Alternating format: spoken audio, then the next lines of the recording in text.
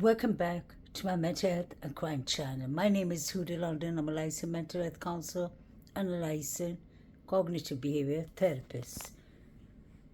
Please like, share, and subscribe if you enjoy the contents in this channel. I'd like to thank all my subscribers, all my viewers for all your kindness, thoughtfulness, mindfulness. I really appreciate each and every one of my subscribers. You're really decent and respectful people. May the victims rest in peace. Condolence to their families. Today I'd like to talk about a very important topic, especially for me and for my subscribers. We're like family. We are just asked questions.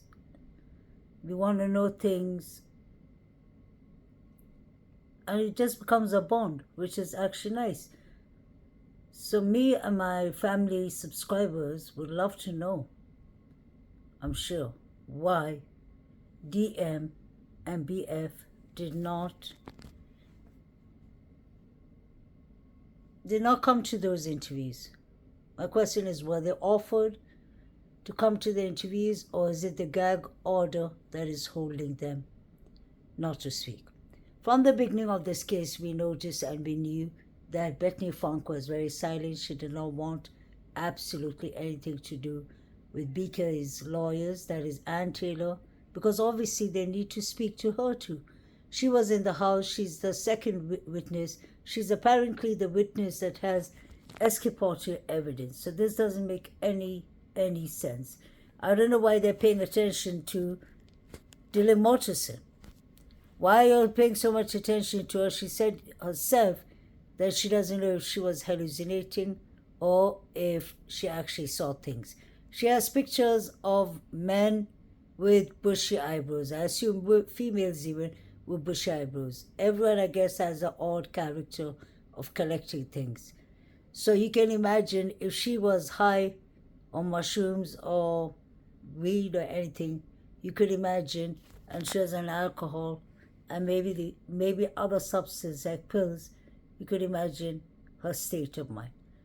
I don't think Bethany Funk or DM I don't think it's going to be the same statements. I believe Bethany Funk gave a different statement. She must have given a statement that she saw somebody from her window. We've heard of a naked man running from the door.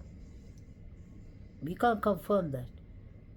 There's been videos and things going on about that, but I don't pay much attention to that because I use my time more on Banfield and the grub truck.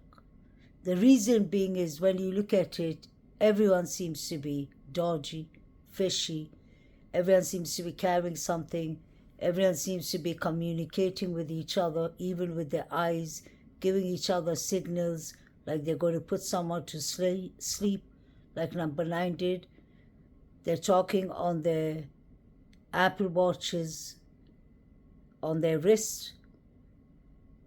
So you can imagine what was going on that night. That's the reason I pay attention to the grub truck, because it looked like there were many enemies waiting for them. The person that I usually talk about, I haven't spoken about the person for a while, but that doesn't mean I have forgotten that person. That is Hannah Clay, because I believe Hannah Clay's brothers were there that night. That was the first thing I remember hearing from like the internet when this was going wild, the case. Many people from the college said that Hannah Clay's brother, half brother, I don't know, he's an IV baby, that's what the other brother said in my comment channel. This brother, Hannah did not even know him. She got to know him at the end of her life. She found out who he is, but I don't think they've met. He looks a lot like Hannah. He comes to the grub truck. He comes with another guy. They order food separately. They by mistake even crash on each other. They go behind. They pretend that they don't know each other, but still they move closely, and then they go to each other and they're chatting, and their view is they're standing right behind Maddie and Kaylee. that is just so creepy. I showed you many times that the not Hannah's brother, the thinner guy, taller guy, came out from a white car. So they were the ones roaming around with the white Hyundai Elantra, in my opinion. But I don't know why everyone was basically let go by the police so easily, if that makes sense. These people are supposed to be people of interest. Up to today, I believe that DM and BF should be people of interest, unless they're FBI agents, unless they're informants, unless they have some kind of privilege that the other public doesn't have. Because it doesn't make sense. Let's be honest. Who would not call 911 for 8 hours? More like 9 hours. Because the timeline was 3 to 4 in the beginning. DM, I showed you all the first picture of her and Kaylee. That was uploaded at 3:33 by DM in a VSOP. Isn't that strange? Let's not forget, 2:53 was the last time Maddie called Bethany Funk. So that means she called her after calling Jack for 10 times. Maddie called thrice, 3 times, and Kaylee called 7 times. So after they were done with that, something must have happened, because MM is Maddie Morgan. She calls Bethany Funk BF, but there's no reply. 3:12, you see the 4 figures running or jogging. So it's very interesting. It comes close to exactly what 4chan said would happen. Strangely enough, I still can't get over the Amazon Prime program, One Night in Idaho, Moscow. David B. clearly says that he was driving. He said that he spoke to Zana. I find that to be very interesting. I want to know, what time did he speak to Zana? David B., if you're listening, you even said you went home at 4 a.m.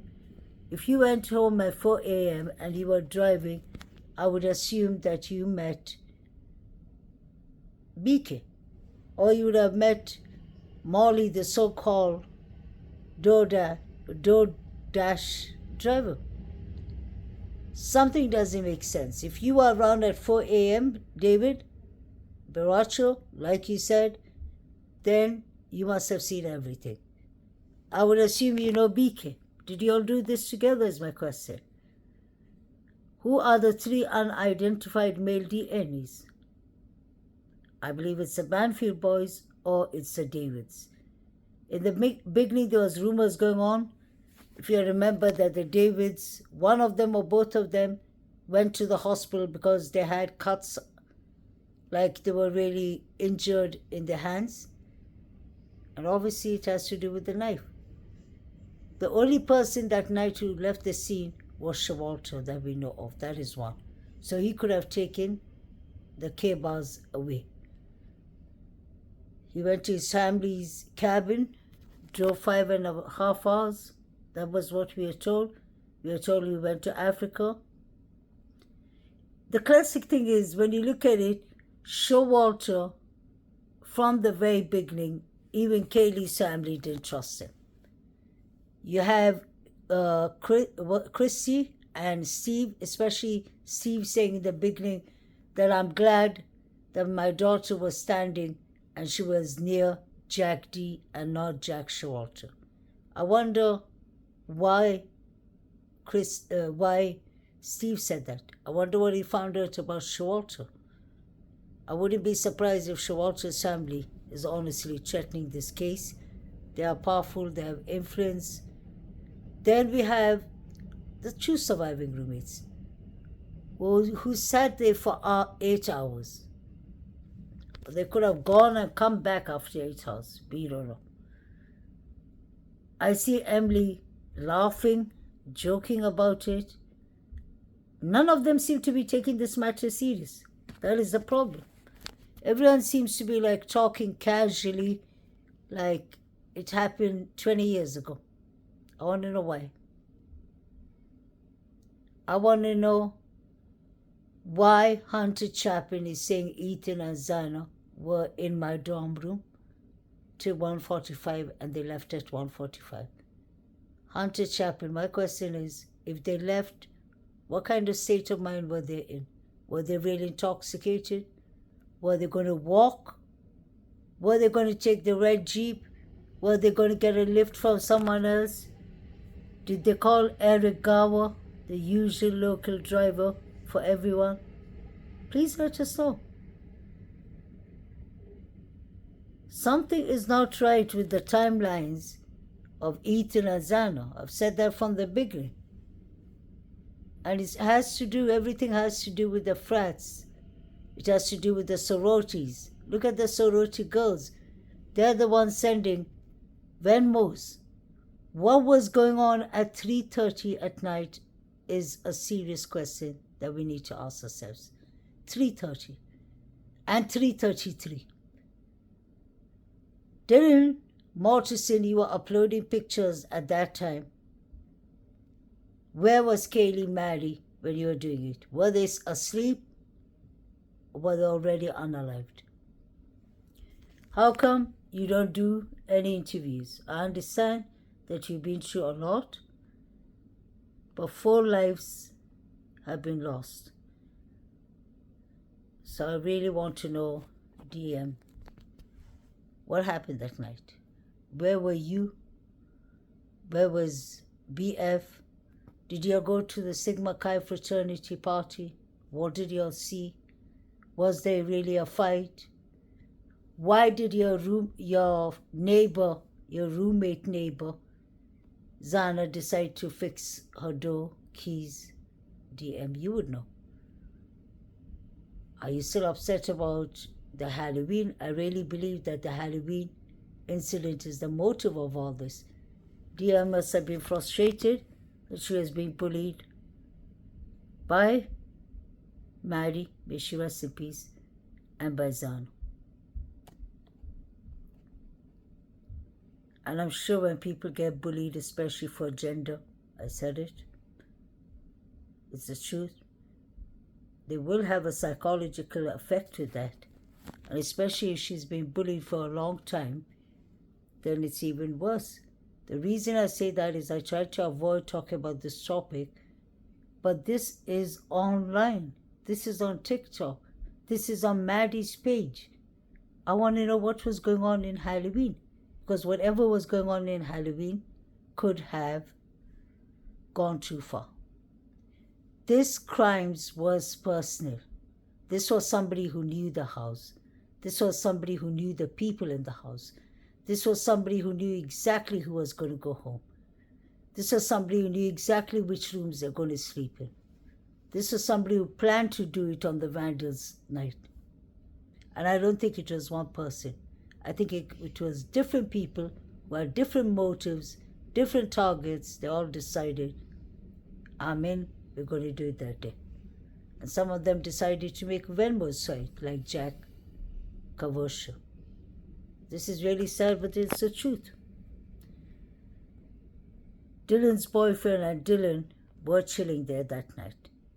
People were saying that they were high on drugs and intoxicated. I've seen pictures with knives in DM's hands. I've seen pictures with DM wearing on pink mask, many pictures, her and her friends in Boise.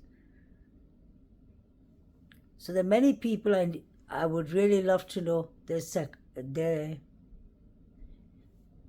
mental health state, like DM, because she's a witness. BK, he needs a thorough mental health check. Shawalter, because that is serious. If you're being reported for harassing girls for SO, S harassments, then you have a problem, definitely. DM is being protected by her father and her family. I think they have people they know, powerful people, and he has a long criminal record. I wanted to show you all this. I've showed you all this. This was on the internet before. I think on not TikTok, sorry, Reddit. Inside sources, her boyfriend's dad got a lawyer and said they will not provide their DNA. So she refused to give her DNA. I think the FBI would have taken it, or they would have got a warrant from court to take it. Her or her boyfriend, she's a known drug user and tested positive for drug use that morning. So she's known to be a drug user and tested positive for drug use that morning. Her boyfriend is a wannabe thug, interested in initiating himself into a gang, allegedly. So her boyfriend is a gangster, a wannabe gangster. His father is quite powerful, it looks like, because the father, her boyfriend's father, that is Quinn Kelly's father, got them a lawyer and said they will not provide their DNA. And we all know that Quinn Kelly was in the house that night. It was said by many college students. They were taking photos, they're taking pictures, and they were putting it up on VSCPO.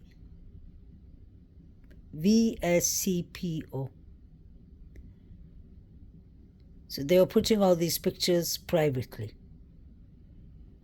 You'll have seen this picture that same night she was taking these pictures. Photo that apparently seemed to be around the house at the time of the killings from Snapchat. Could this be a coincidence? I don't think it's a coincidence. The person on the right was seen at 3:30 in front of the house. That looks like David Baracho for me. That's what many people said, but many people are just speculating, and that's okay. Many people have said it's David. Many people have said it's Shawalter. I don't know who it is, but that person was there at 3:30. So these are the 3 unidentified male DNAs, allegedly, I believe. So if Dylan did not take a DNA, then the case can't be solved at all. I'm sure she took her DNA. They'll get a warrant for her. She has to give up her DNA. Everyone living in that house, even Ashton Couch, has to give up her DNA, I believe. The person in the pink mask is allegedly DM. The one in the black mask is apparently Quinn Kelly, her boyfriend. And he said he wasn't there. The person with the black ski mask and the hoodie on the right, is an unknown person, like I said, but he was standing there at 3:30. Did DM take revenge because of the bullying in Halloween? That was 13 days before the unalivings.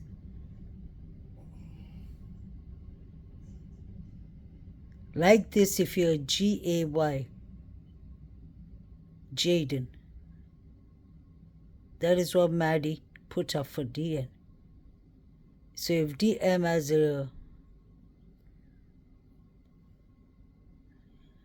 I don't know what to say, gender change or whatsoever, that is all up to her. But she's entitled to give her DNA, so I hope she gave her DNA. I don't think the police and the forensic team was taking DNA of all the people who were at the crime scene in the beginning of the case. What were you doing in the crime scene, DM? Did you all touch anything because there was a latent footprint in front of your door? Was it the Banfield boys? You heard rummaging upstairs. 4chan told on you, and you thought it was the Sigma Chi fraternity boys. Why did you believe that? Was David Lodge working with you that night? Were you texting Kaylee? Why was she so busy on her phone? And where was the dog Murphy? Did you let him out to potty? Did Jack D come and take him? Do you know BK? Was BK buying rugs from you and Bethany Funk? What was actually going on in this house? And why aren't you talking? It makes you look more guilty. Why aren't you telling the families why it took you 8 to 9 hours to call the police? Did you feel safe at home? Because you're busy running to Bethany Funk's room. Make this make sense. This picture was taken by Kaylee. It's very important. It was taken on the 12th of November at 2:30. But this picture was uploaded on Kaylee's Instagram on the 13th of November. We know that Kaylee was on her live that day. So who had Kaylee's phone? Could DM have been doing that, or could BF? The reason I ask this question is because DM was uploading pictures on VSCOP. Who was sending the pictures to Saeed, I wonder, and to the Banfield boys? Was it Bethany Funk? Because the transcript said clearly that Bethany Funk was taking photos for 1 minute. How could you live in a crime scene for 8 hours when 4 victims' bodies are lying there? Didn't the smell bother you? Jody and Hunter said as soon as they came in, they knew something was wrong. That makes you look more guilty, DM. What was going on? Did you want to get revenge because Maddie and Zana bullied you in Halloween? But why did you go and get Kaylee to be your +1? Did you have beef with her too? What are we not getting, DM? Could this have been about drugs? Did money go wrong? Did something happen? Was it something you couldn't warn the 4 victims about? Others you would have lost your life? Or is this something you were in the plan on? You don't want to talk. Bethany Funk is living in Nevada peacefully. You're all pretending that these 4 young people never existed. Sad. So I'd like to end this clip by saying DM his phone, I hope they investigated it properly, the forensics team, her data, what she was doing on that phone, and so does Bethany Funk need to hand over her phone if she hasn't. I don't think the police took over their phones, and that is really frightening because everything lies in their phones with these people, especially college students. I want to know what the VSCOP pictures of DM were about that night, because you never know. If you're in a crime scene for 8 hours and you obviously people know it's a crime scene, what are people going to do? I'm sure some people are going to take pictures and send it around. I hate to say that, but somebody was using Kaylee's phone. That's what I'm trying to say. Somebody was using Kaylee's phone. The picture that they all took together that I just showed y'all of DM, BF, Kaylee, Maddie, Ethan, and Zama. That picture that they took was taken on the 12th of November at 2:30 in the afternoon.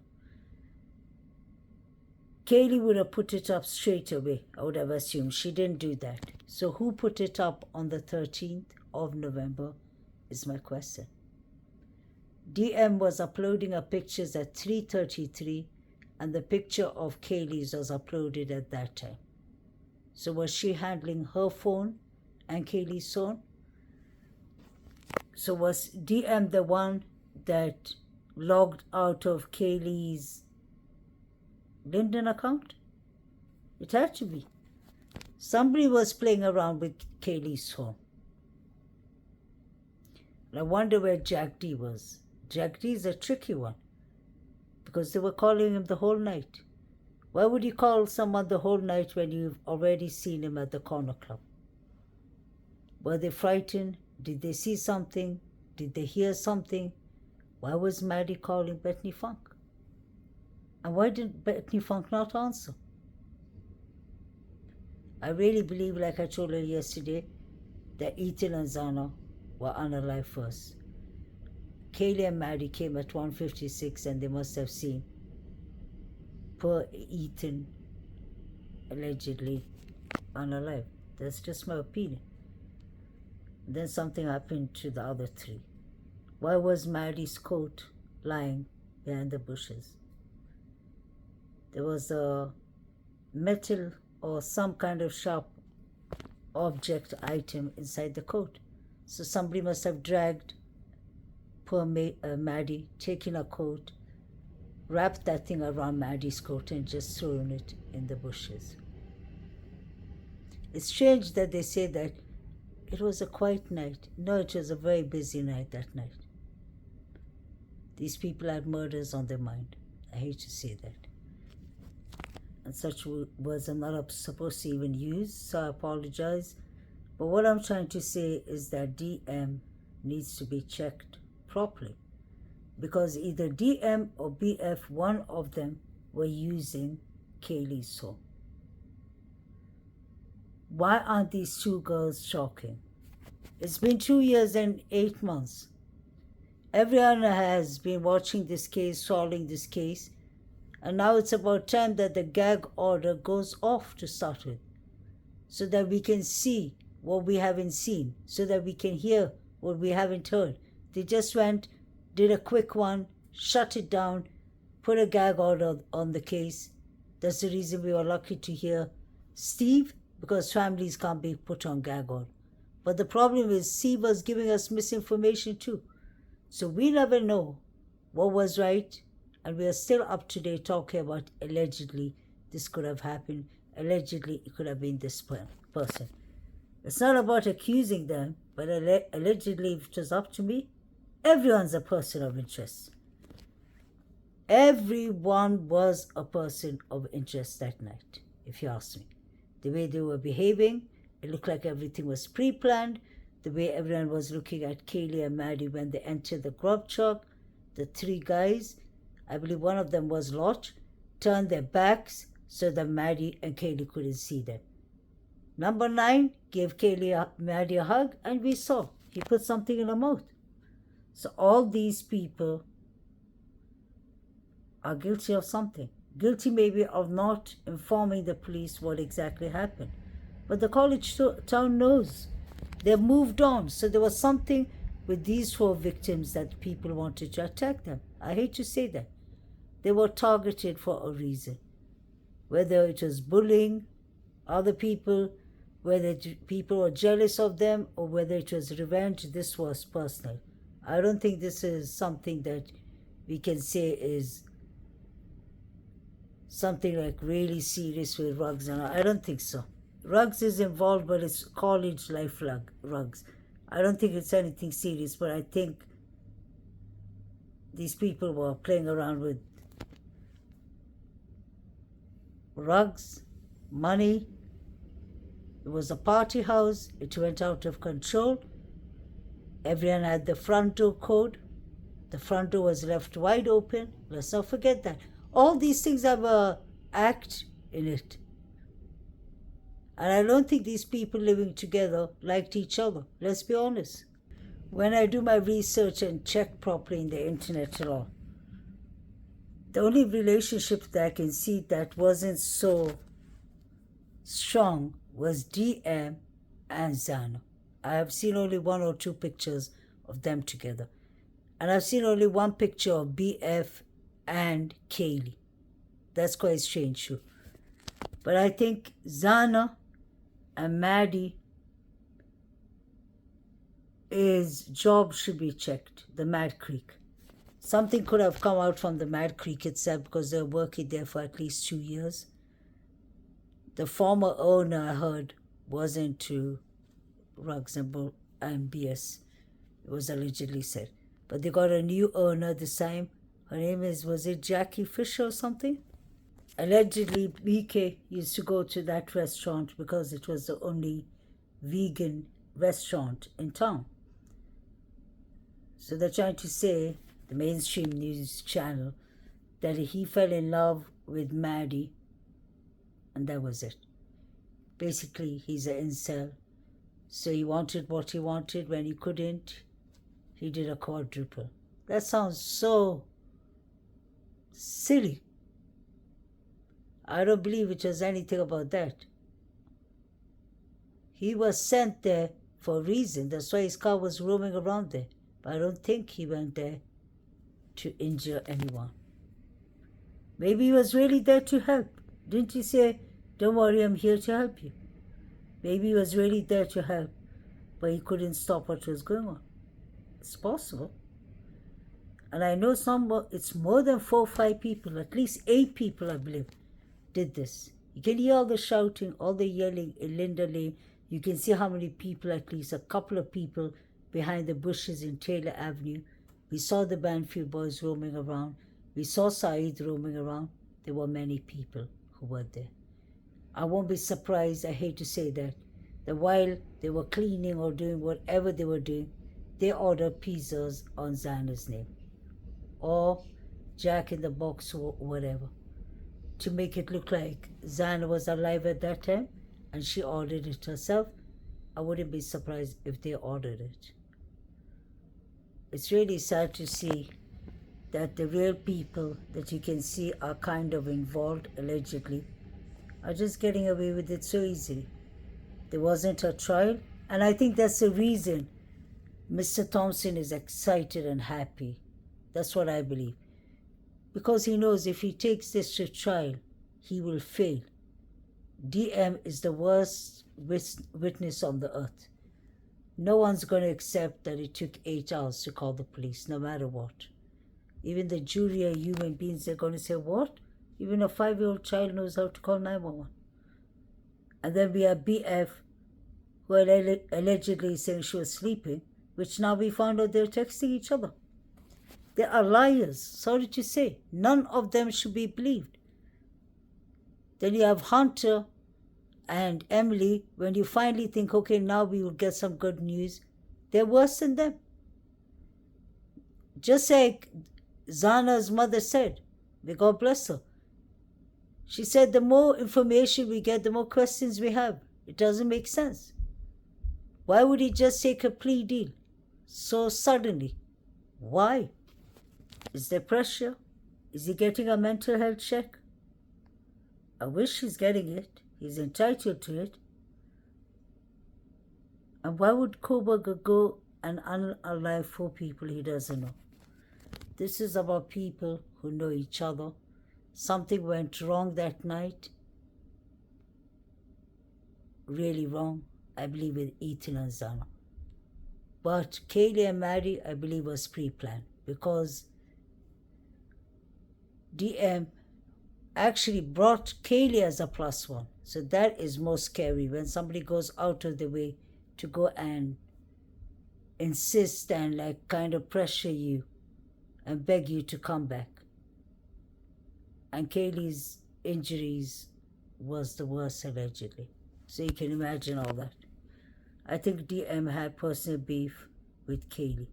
Look at the pictures. How she looks at her is very strange. So this is my thoughts on DM and BF. And honestly, my conclusion with those 2 people are they're liars. They are literally lying.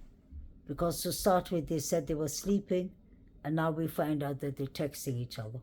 I want to know which pictures, photos BF was taking for 1 minute. Was she taking pictures of the unalived victims? Why was she calling her mother and father? Why was DM calling her father? What was going on? Did they need backup? Were they waiting for their parents' permission to call 911? What was going on? 3:33, she was uploading pictures like I showed you. So DM and BF really messed up. I believe DM was involved, in my opinion. I've always said it was an inside job was involved. Somebody in the inside was working with them. And it seems that way. Let me know, guys, what y'all think. And yeah, let me know what y'all think. I'm sorry I've lost my glasses, so I can barely read from far and see properly, but I'm getting it done by Monday. So I hope this clip was all right for y'all. And yeah, you need to, this is sad because we can't do anything about it, but we need to find out where DM and BF was there. Where were they that night? This young man, Quinn Kelly, was at home with DM, and he's saying he wasn't. I've always heard his father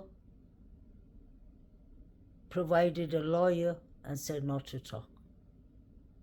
So I think these people, as soon as you get a lawyer involved, they back off. So the real suspects got lost on the way. And let's not forget how many people went home for Thanksgiving. All the suspects could have gone home, gone, fix themselves, look sharp, and come back. They called the FBI 5 days later. So you can imagine. Let me know, guys, what y'all think. Please like, share, and subscribe. Have a lovely weekend. Thank you.